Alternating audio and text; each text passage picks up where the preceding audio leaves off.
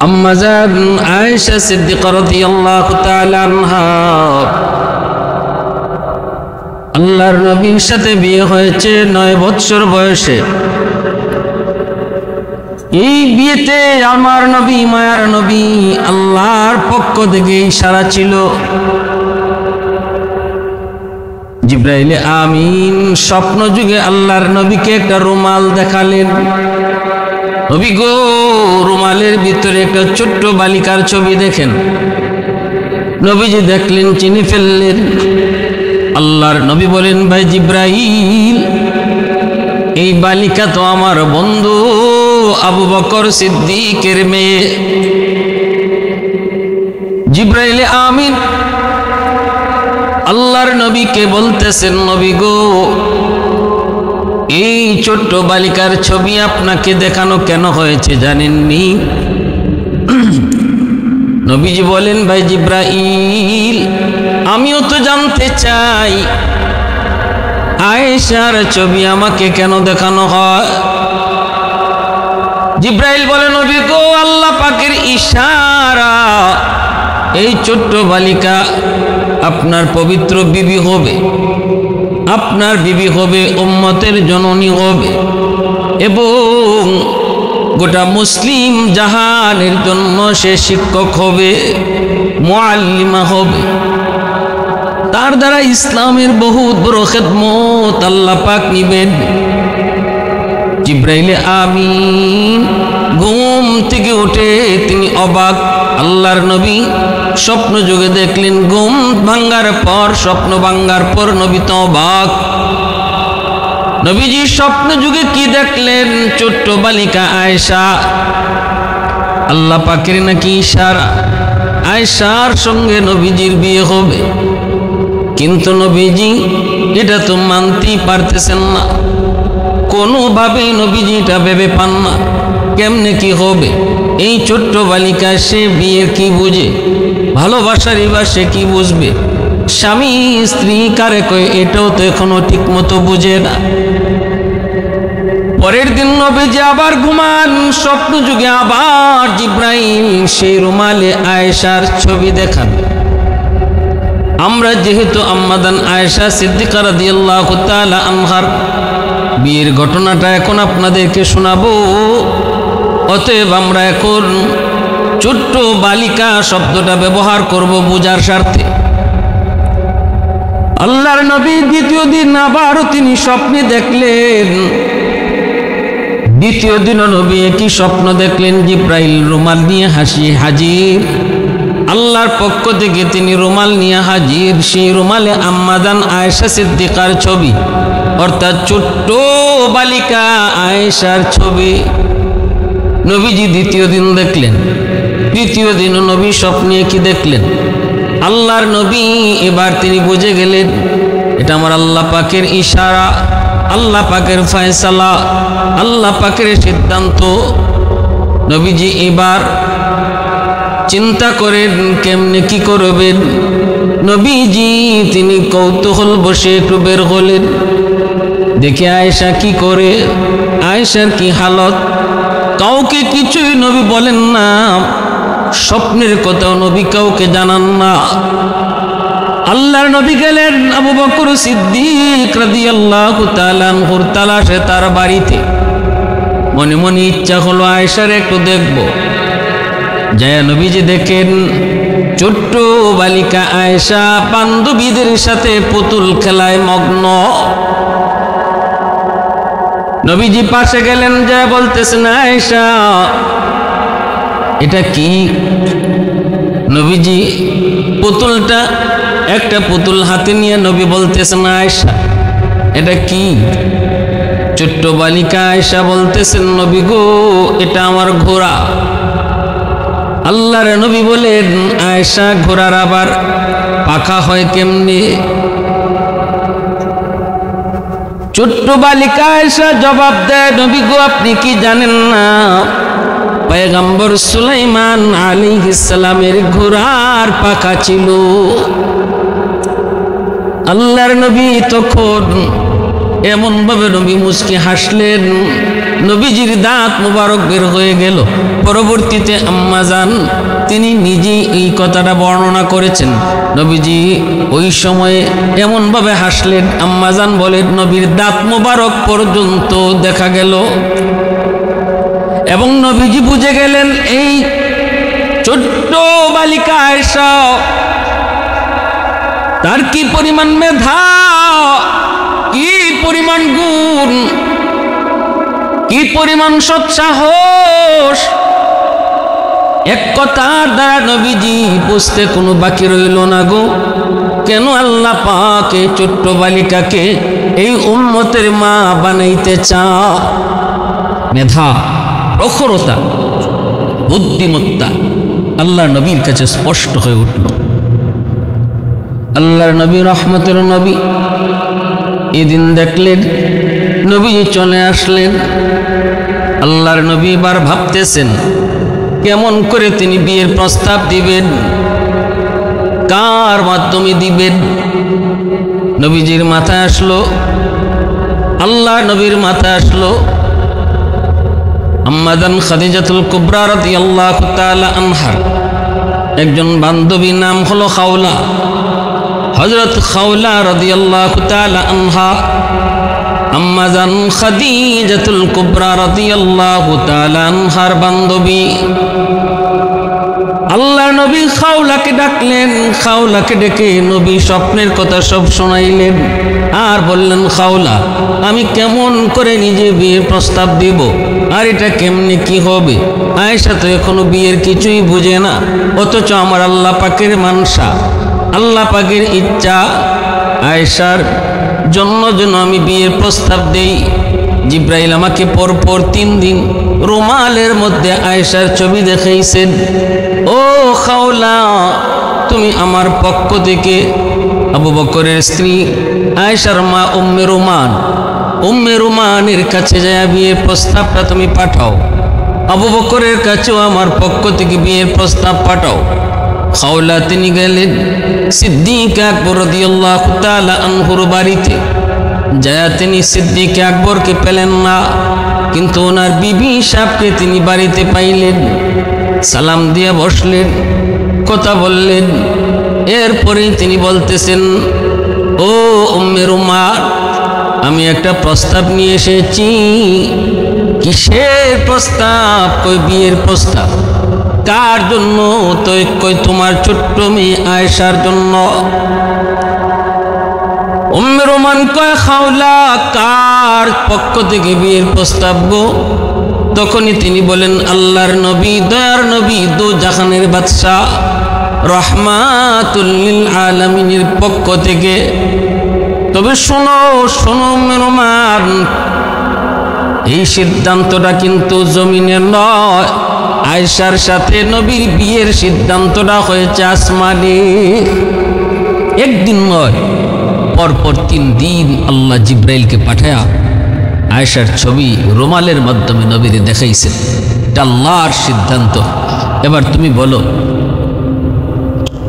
বলা মাত্রই উম্মে রুমান তিনি সাজদায় পড়ে আল্লাহর শুকরিয়া আদায় করেন। এ তো আমার জন্য খুশনসিব, আমার জন্য খুশনসিব। এখান থেকে পরিষ্কার বুঝে আসে তৎকালীন সময়ে ছোট্ট মেয়েদের বিয়ে শাদী তাদের সামাজিক রুসুমে রেওয়াজের মধ্যে স্বাভাবিক ঘটনা ছিল। আমাদের সমাজের মতো যদি হইতো তাহলে মার আসমান ভাঙ্গে মাথাত পড়তো। কইতো এটা কেমন কথা, আমার ছোট্ট মেয়ে এখনো তো বিয়ের কিছুই বোঝে না, কোন বিবেকে তুমি বিয়ের প্রস্তাব দিয়েছ।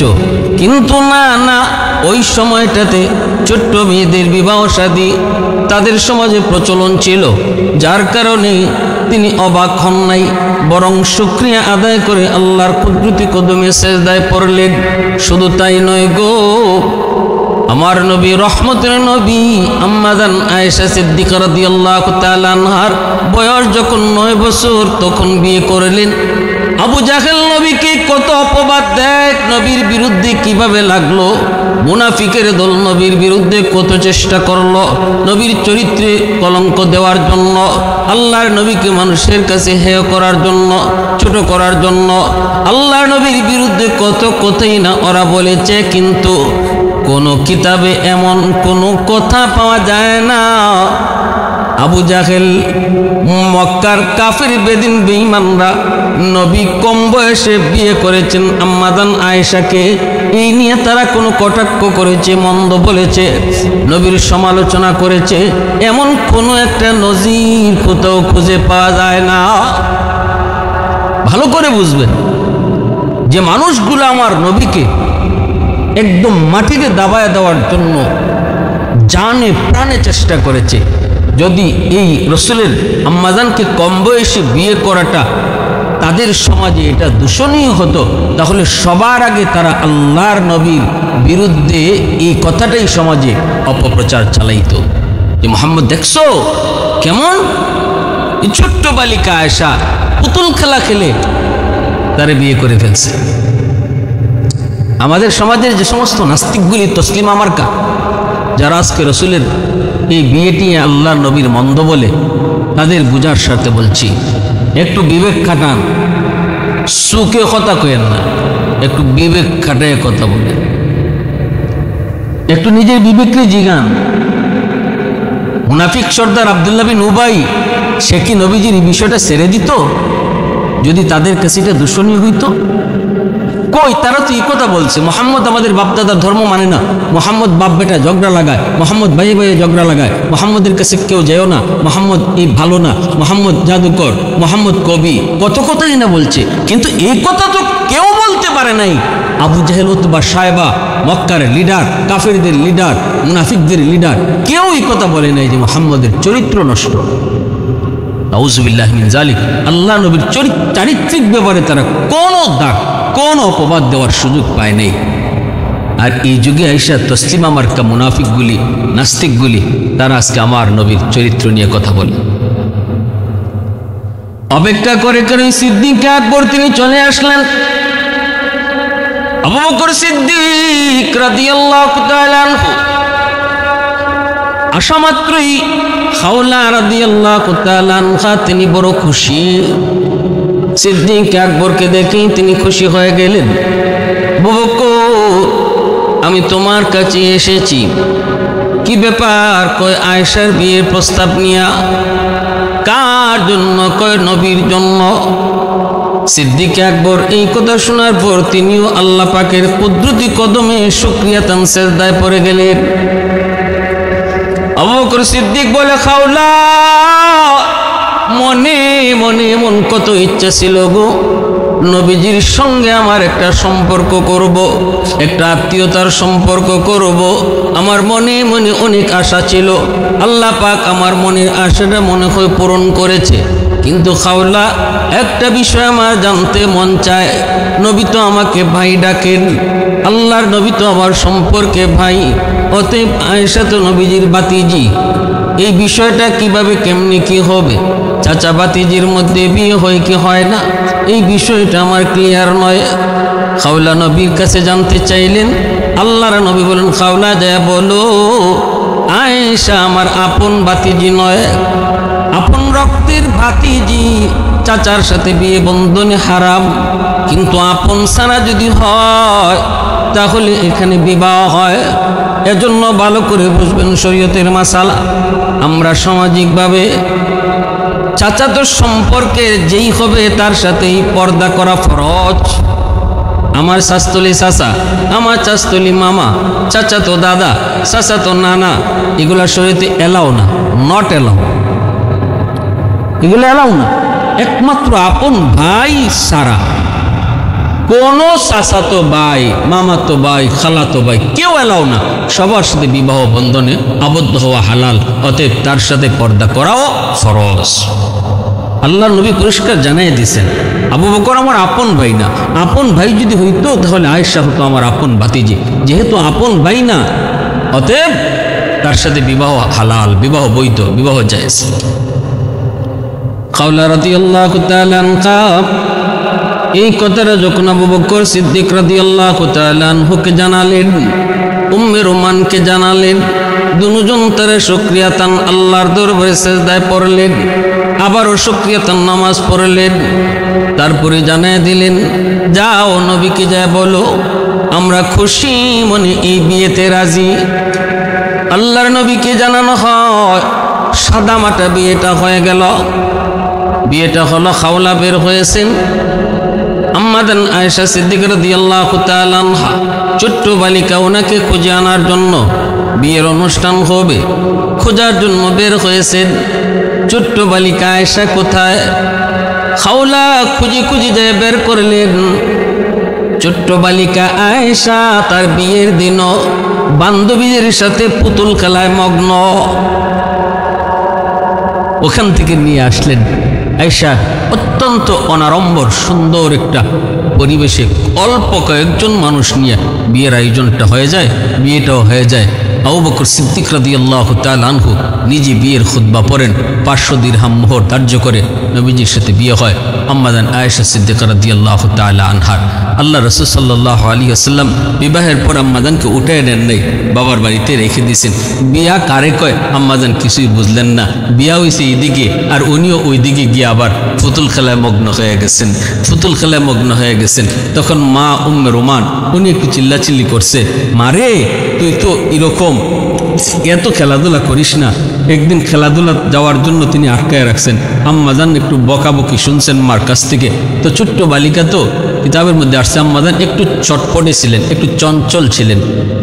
ছোটবেলা থেকে একটু চঞ্চল ছিলেন, খেলাধুলায় দৌড়াদৌড়িতে একটু কি ছিলেন। তো একটু মা বকাবকি করছেন, নবীজি আসছেন দেখার জন্য।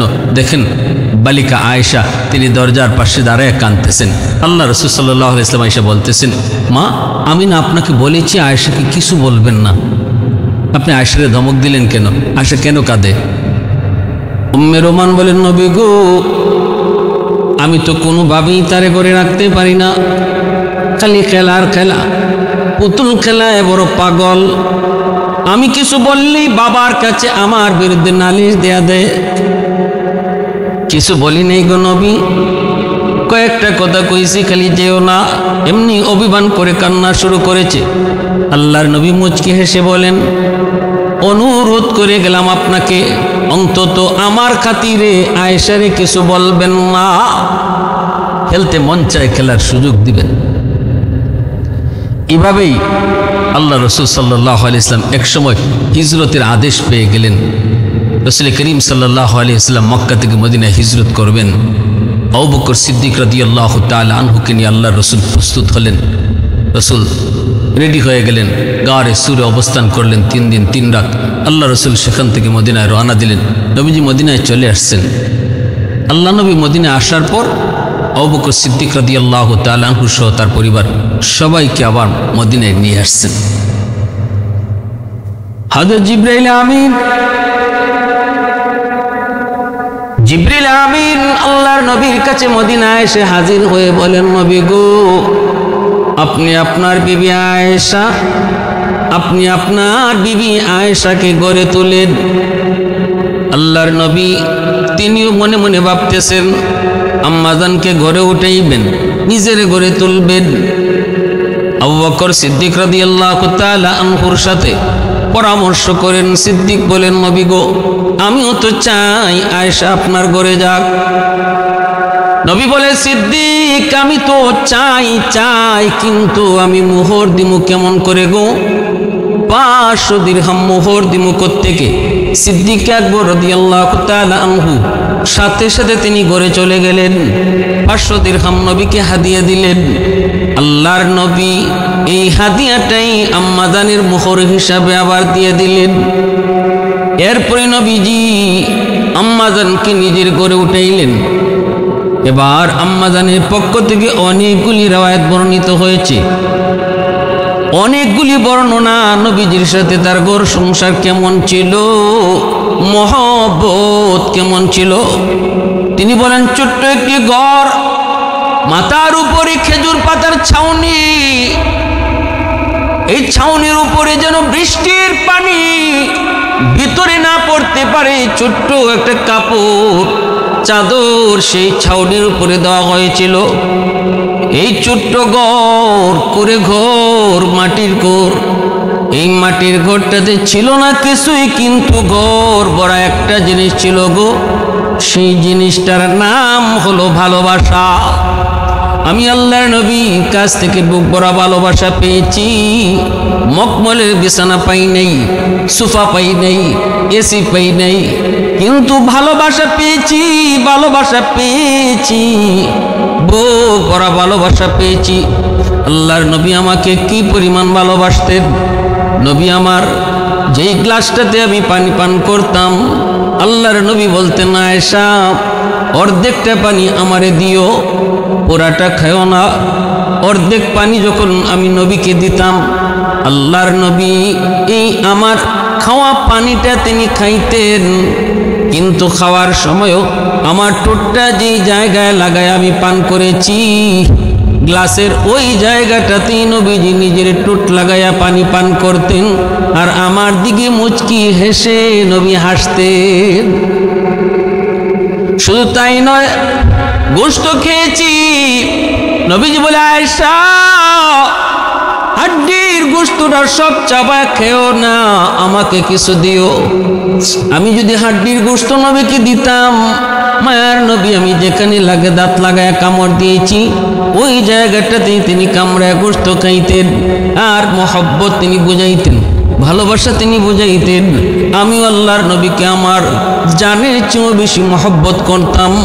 ভালোবাসা ছিল কি পরিমাণ মধুর সম্পর্ক ছিল। ভাইরা বন্ধুরা, রসুল যখন মসজিদের দিকে যাইতেন, আম্মা জান একবার ওযু করেন, নবীজি মসজিদে যাইতেছেন, আল্লাহর নবীকে তিনি পানি ছিটা দিছেন, নবীজি মুচকি হেসে চলে গেছেন। আল্লাহর নবী ছোট্টবেলা আম্মা জানকে নিয়ে তিনি দৌড় প্রতিযোগিতাও দিয়েছেন, এমন একটা জায়গা যেখানে কেউ নাই। নবীজি বলছেন, আয়েশা চন্দনীরা চলো আমরা দৌড় প্রতিযোগিতা দেই, কে আগে চলে যায়। আম্মা জান বলেন, আমি পাতলা ছিলাম, ছোট্ট ছিলাম, আমি নবীর আগে চলে গেলাম, আমি জয়ী হলাম। নবীজি তখন বলেছিলেন, আয়েশা আরেকবার দৌড় প্রতিযোগিতা হবে, তবে আজ নয়। যেদিন আমি ভারী হয়ে গিয়েছি, আমার যখন বয়স বেড়ে গিয়েছে, কোনো একদিন আবার এই চাঁদনি রাতে এই রাস্তা দিয়ে আমি আর রসুল কোথাও যাইতেছিলাম। আয়েশা মনে আসেনি, আজ থেকে কয়েক বছর আগে এই জায়গায় এই সমতল ভূমিতে তোমাকে নিয়ে আমি দৌড় প্রতিযোগিতা দিয়েছিলাম, তুমি জয়ী হয়েছিলে, আজ চলো আবার প্রতিযোগিতা করি। আম্মা জান বলেন, আমি ওই দিন ভারী হয়ে গেছি, দৌড় দিয়েছি নবীর সঙ্গে, নবী আমাকে পিছনে রেখে আগে চলে গেছেন। এরপরই নবী আমাকে বুকে জড়ায় বলছেন, আয়েশা ওই দিনের বদলা আজ আমি নিলাম। ওই দিন হয়েছিলে তুমি জয়ী, আজ আমি হলাম জয়ী, সমান সমান। সুবহানাল্লাহ। ভালোবাসা বিয়ের আগে নয়, ভালোবাসা হবে বিয়ের পরে, স্ত্রীর সাথে। আল্লাহ নবীর আদর্শ। আম্মা জান বলেন, মায়ার রসুল দয়ার নবী এতটা মহব্বত আমারে করতেন, এতটা ভালোবাসতেন, আমিও আমার জানের চেয়েও বেশি ভালোবাসতাম। একদিনের ঘটনা, রসুল ওযু করবেন, আম্মা জান বলেন, আমি একটু জল চোখে দিছি, নবীরে কইছি, ইয়া রাসূলুল্লাহ আপনি বসেন, আমি ওযুর পানি দিচ্ছি।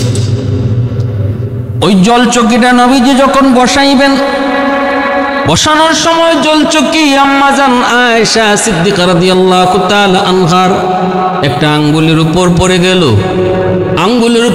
গেল। আম্মা জান পা সরাইতে পারেন নাই, নবীজি জল চকিতে বসে পড়লেন। বসা মাত্রই আম্মা জানের পার আঙ্গুলটা একদম থেতলে গেল, কিন্তু আম্মা জান উফ শব্দটা বলেন নাই গো, আহ শব্দটাও বলেন নাই, কারণ এখন যদি উফ বলেন তাহলে নবীজি জল চকি থেকে উঠতে হবে, নবীজি মনে কষ্ট পাবেন। এতটুকু কষ্ট আমি আয়েশা নবীকে দিতে পারবো না। প্রয়োজনে আমার আঙ্গুল সেচে যাক, আমার আঙ্গুল থেকে রক্ত বের হোক, তবু আমি নবীকে এই কথা বলবো না, নবীকে আপনি একটু উঠেন। আল্লাহ নবীকে ওযুর পানি দিতেছেন, নবীজি তো এদিকে জানেন না আম্মা জানের পায়ে থেকে রক্ত। আল্লাহ নবী তো টের পান নাই, টের পাওয়ার কথাও না। নবীজিকে ওযু দিতে ওযুর পানি গড়ে দিতেছেন, ওযুর পানির সাথে নবীজি দেখতে পেলেন রক্ত পানির সাথে যাইতেছে। আল্লাহর নবী তো অবাক হয়ে গেলেন, ঘটনা কি ওযুর পানির সাথে রক্ত কেন? নবীজি এবার চমকে উঠলেন, পিছনের দিকে তাকাইলেন, দাঁড়া গেলেন। এরপরে নবী দেখেন আম্মা জানেন আয়েশা সিদ্দিকা রাদিয়াল্লাহু তাআলা আনহার পা মুবারক থেতলে সেখান থেকে রক্ত বের হচ্ছে। নবীজি সাথে সাথে জলচকিটা সরাইলেন। নবীজি বলতেছেন, আয়েশা, ও আয়েশা, এত কষ্ট তুমি কেন করলা? তোমার পায়ের উপরে আমি জলচকি নিয়ে বসে পড়েছি, এই জিনিসটা তুমি আমাকে একবারও বললা না কেন? আমি এত কষ্ট তোমাকে দিলাম, কেন তুমি আমাকে বললা না? রক্ত বের হচ্ছে। আম্মা জান তখন চোখের পানি মুছেন আর বলেন, নবী গো, কিসের পার কিসের হাত? আমি আয়েশার কলিজার মধ্যেও যদি আপনার জলচকি বসতো আর আমার কলিজা ছিদ্র হয়ে যেত, তবু আমি আপনাকে উঠেন গো নবী এই কথা বলে কষ্ট দিতাম না। আল্লাহু আকবার। মোহব্বত কাকে বলে? उल्फत में तेरी वैसे ने दंदान को तूरा, बू बकर उमर नक्श कदम तेरा न छूरा। उल्फत में तेरी वैसे ने दंदान को तूरा, बू बकर उमर नक्श कदम तेरा न छूरा। अयुशाक नबी वाक़ी असरार मदीना, सुल्तान का सुल्तान है सुल्तान मदीना। सरकार का सरकार है सरकार मदीना, गुलजार का गुलजार है गुलजार मदीना। अल्लाह ने मक्का ही में काबा बनाया, इस काबा का काबा तेरी मरकद को बनाया। ऐसा लम्हा जी चले जा राह मदीना, सुल्तान का सुल्तान है सुल्तान मदीना। सरकार का सरकार है सरकार मदीना, गुलजार का गुलजार है गुलजार मदीना। আম্মাজান বলেন, এতটা মহব্বত আমার অন্তরে ছিল নবীজির প্রতি, দুজনের ভালোবাসায় ছিল ঘরটা ভরপুর। তারপরেও রসুল আমার সাথে লেপের নিচে শুয়ে আছেন। আল্লাহর রসুল বলেন, আয়েশা, আমার ঠান্ডা লাগতেছে, তুমি আমাকে একটু উষ্ণতা দাও। আমি আল্লাহর নবীকে নিয়ে লেপের নিচে খাতার নিচে শুয়ে আছি, রসুলের ঠান্ডার সময় রসুলকে উষ্ণতা দিচ্ছি। ওই অবস্থায় আল্লাহর নবী হঠাৎ করে আমার ঘুম ভাঙলো, আমি দেখি নবী আমার পাশে নাই। আমি ঘুম থেকে উঠলাম, তাকে দেখি আমার পাশে আল্লাহর নবী সিজদায় পড়ে আল্লাহর কাছে কাঁদেন। আম্মা জান বলেন, আমি এমন একদিন নয় গো, বহুদিন আমি পেয়েছি রসুল আমার পাশে শুয়ে আছেন, কিন্তু রাত যখন গভীর হতো আমি আয়েশা শুধু নয় দুনিয়ার সব মায়া মহব্বতকে পিছনে ফালায়া সেই মালিকের ভালোবাসাকে প্রাধান্য দিয়া নবী সিজদায় পড়ে যেতে। এত সুন্দর রূপসী একজন বিবি যাকে আল্লাহর নবী হুমায়রা বলে ডাকতেন, আল্লাহ নবী হুমায়রা বলে ডাকতেন। আল্লাহর নবীর বিবিদের 9 জন বিবির মধ্যে আম্মা জান আয়েশা সিদ্দিকা রাদিয়াল্লাহু তাআলা আনহা তিনি ছিলেন একমাত্র কুমারী, তিনি ছিলেন একমাত্র কুমারী, আর সবাই ছিলেন বিবাহিতা। এমন একজন কুমারী সুন্দরী বিবির পাশেও নবী শুইছেন। তারপরেও এমন একদিন 2 দিন নয়, আম্মা জান বলেন প্রায় দিন নবীজি আমার পাশ থেকে উঠে যেতেন মহব্বত এক অদৃশ্য ভালোবাসার টানে। কি সে অদৃশ্য ভালোবাসা, যে ভালোবাসার সামনে আমি আয়েশার ভালোবাসা কিছুই নয় গো। তিনি আর কেউ নন, তিনি হলেন আমার আপনার মালিক, তিনি হলেন আমার আপনার মালিক, তিনি হলেন আমার আপনার মালিক। الحمد لمن قدر خيرا وخبالا الحمد لمن قدر خيرا وخبالا والشكر لمن صور حسنا وجمالا فرد صمد عن صفة الخلق بريء رب أزلي خلق الخلق كمالا محبت আর ভালোবাসা একমাত্র কার জন্য? আল্লাহর জন্য। মান আহাব্বা লিল্লাহ ওয়া আবগাদা লিল্লাহ ওয়া আ'তা লিল্লাহ ওয়া মানা'a লিল্লাহ ফাকাদ ইসতাকমালাল ঈমান। আল্লাহ রাসূল বলেন, যে শুধু আল্লাহর জন্যই কাউকে ভালোবাসে, আল্লাহর জন্যই কারো থেকে দূরে থাকে, আল্লাহর জন্যই কাউকে দান করে, আল্লাহর জন্যই কাউকে দান করা থেকে বিরত থাকে, সে প্রকৃত মুমিন, খাঁটি মুমিন। দুনিয়ার ভালোবাসা, স্বামী স্ত্রী ভালোবাসা বলি, ভাই বোনের ভালোবাসা বলি, বন্ধু বন্ধুর প্রতি ভালোবাসা বলি, সব ভালোবাসা হবে একমাত্র কার জন্য? আল্লাহর জন্য। তখনই সেটা আল্লাহর জন্য হবে যখন সে আল্লাহর ভালোবাসার সামনে সব ভালোবাসাকে বিসর্জন দিতে পারবে। বোঝা গেল দুনিয়ার ভালোবাসা এটা সে আল্লাহর জন্যই ভালোবেসেছে, আল্লাহর ভালোবাসাকে সে প্রাধান্য দিয়েছে। আম্মা আয়েশা সিদ্দিকা রাদিয়াল্লাহু তাআলা আনহা বলেন, আল্লাহর নবী রহমতের নবী একদিন আমার পাশে নাই। আমি ঘুম থেকে উঠে দেখি রোমেও নাই। আমি নবীজিকে খোঁজার জন্য বের হয়েছি। আমি মনে মনে ভাবতেছিলাম নবী অন্য কারো বিবির ঘরে চলে গেছেন, কিন্তু না, খুঁজে খুঁজে আমি যেয়ে দেখলাম মদিনার পাশেই কবর জান্নাতুল বাকি, সেখানে নবীজি যায় কবরস্থানে যায় কাঁদতেছেন।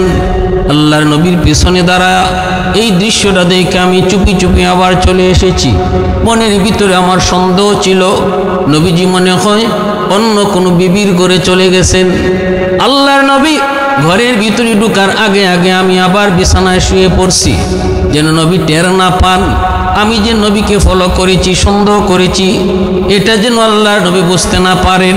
আমি বিছানায় শুয়ে পড়েছি, ঘুমের বান করেছি, কিন্তু নবীজি ঘরের ভিতরে ঢুইকা তিনি আমার ঘন ঘন শ্বাস এটা বুঝেই নবী টের পেয়ে গেছেন। নবী বলতেছেন, আয়েশা ঘটনা কি একটু কও। আয়েশা বলো কি ব্যাপার? তখন আমি ঘুম থেকে উঠছি, আল্লাহ রসুলকে বলতে যে রাসূলুল্লাহ কি হয়েছে? রসুল বলে, মুস্কি আয়েশা বলে, আয়েশা কি হয়েছে তোমার কও তো, তুমি কইবা নাকি আমি আল্লাহরে কইমু জিব্রাইল পাঠাইতো? তখনই আম্মাদান ভয় পেয়ে গেছেন, ইয়া রাসূলুল্লাহ জিব্রাইল আসতে হবে না, নবীকে আমি আপনারে ফলো করছি, আমি মনে করছিলাম আপনি অন্য কোনো বিবির ঘরে গেছেন গা, এই জন্য আমি আপনারে ফলো করছি। জান্নাতুল বাকিতে দেখা আমি আবার পিছনে পিছনে তাড়াতাড়ি চলে আসছি, শরম পাইয়া যে হায় আমি ভাবছি কি আর রসুল করছেন কি।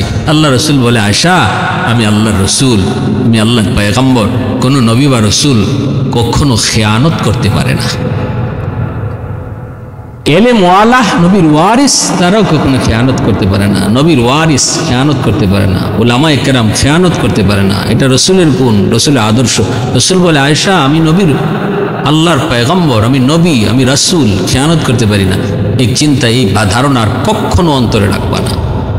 তাহলে আল্লাহ রসুল সাল্লাল্লাহু আলাইহি ওয়াসাল্লামের সাথে আম্মাজানের ভালোবাসা ছিল, কিন্তু সব ভালোবাসার উপরে সবচেয়ে বড় ভালোবাসা, সবচেয়ে বেশি ভালোবাসা ছিল রসুলের আল্লাহর সাথে, মালিকের সাথে, মাবুদের সাথে। এই অবস্থায় সংসার কেটেছে আল্লাহর নবীর সাথে। আম্মাজান আয়েশা সিদ্দিকা রাদিয়াল্লাহু তাআলা আনহা কোনো সন্তান হয় নাই। নবীজির যত সন্তান হয়েছেন সব সন্তান আম্মাজান খাদিজাতুল কুবরা রাদিয়াল্লাহু তাআলা আনহার গর্ভ থেকে। আল্লাহ রসুলের ইন্তেকাল হয়েছে আম্মাজানের কুলে। আম্মাজান আয়েশা সিদ্দিকা রাদিয়াল্লাহু তাআলা আনহার কুলে নবীজির ইন্তেকাল হয়েছে। নবীজি মরজে মৌত আম্মাজান আয়েশা সিদ্দিকার কুলে বসা, কুলে শুয়ে আছে। ওই অবস্থায় নামাজ শুরু হয়ে যাবে। রসুল মদিনা মসজিদে যেতে পারেন না, আল্লাহ রসুল উঠতে পারেন না, এত অসুস্থ। রসুল বলেন, আমার অনুপস্থিতিতে আমার আবু বকরকে নামাজ পড়তে বলো, আমার আবু বকরকে নামাজ পড়াইতে বলো। আম্মাজান বলতেছিল, রাসূলুল্লাহ আপনার জায়গায় আমার আব্বা পারবেন না, আব্বার দিল নরম। রাসূল বলে, আয়েশা আমি যা বলেছি এটাই সিদ্ধান্ত। আমার আবু বকর নামাজ পড়াও, সিদ্দিক আকবর নামাজ পড়াইছেন। আল্লাহ রসুল জানালা দিয়ে তাকায় তাকায় দেখছেন আর আল্লাহর শুকরিয়া আদায় করেছেন, মালিক আমি দুনিয়া থেকে বিদায়ের পর আমার উম্মত কিভাবে নামাজ পড়বে, কিভাবে চলবে, এটা তুমি আমার নিজের চোখে দেখাইছো। শুকরিয়া আল্লাহর দরবারে। রসুল আম্মাজানের ঘরে ইন্তেকাল করেছেন। আল্লাহ রসুল ইসলাম আম্মাজানের কুলে তিনি ইন্তেকাল করেছেন। এরপরে আল্লাহ রসুল সাল্লাল্লাহু আলাইহি ওয়াসাল্লাম ইন্তেকালের পর আম্মাজান আয়েশা সিদ্দিকা রাদিয়াল্লাহু তাআলা আনহা তিনি আরও দীর্ঘদিন বেঁচে ছিলেন। এমনকি জঙ্গে জমলে তিনি অংশগ্রহণ করেছিলেন। হযরত আমির মুআবিয়া রাদিয়াল্লাহু তাআলা আনহুর পক্ষে যুদ্ধে তিনি অংশগ্রহণ করেছিলেন। অনেকেই বলেছেন এই অনুতপ্তটাই ওনাকে শেষ বয়স পর্যন্ত কষ্ট দিয়েছে। এই যুদ্ধে কেন আমি অংশগ্রহণ করলাম? যেহেতু দুটা পক্ষই মুসলমানের পক্ষ ছিল, শেষ পর্যায়ে তিনি একদম একাকিত্বটাকেই খুব বেশি পছন্দ করতেন। মানুষজন ওনার কাছে আসুক, প্রশংসা করুক, এটা তিনি পছন্দ করতেন না। অসুস্থ অবস্থায়ও তিনি চাইতেন না কেউ আসুক। তিনি এই অবস্থায় আর বলতেন, শুধু আমাকে রাতের অন্ধকারে তোমরা দাফন করো, আমার ইন্তেকালের খবর তোমরা মানুষকে জানাও না, আমাকে চুপি চুপি তোমরা কবরস্থ করে দিও, আর আমাকে জান্নাতুল বাকিতে রাখবা, যেখানে রসুলের অন্যান্য বিবিরা শুয়ে আছেন সেখানে আমারে রাখবা, আমার ওখানে শোয়াইবা। ওই জায়গাতেই আম্মাজানকে শোয়ানো হলো। সেই জান্নাতুল বাকি মদিনার কবর, এখানে নবীজির মেয়ে ফাতেমা রাদিয়াল্লাহু তাআলা আনহা তিনি যেমন শুয়ে আছেন, নবীজির অন্যান্য বিবিরা যেমন শুয়ে আছেন, আম্মাজান আয়েশা সিদ্দিকা রাদিয়াল্লাহু তাআলা আনহা তিনি এখানে শুয়ে আছেন। কত বড় অবদান রেখে গেছেন হাদিস শাস্ত্রে।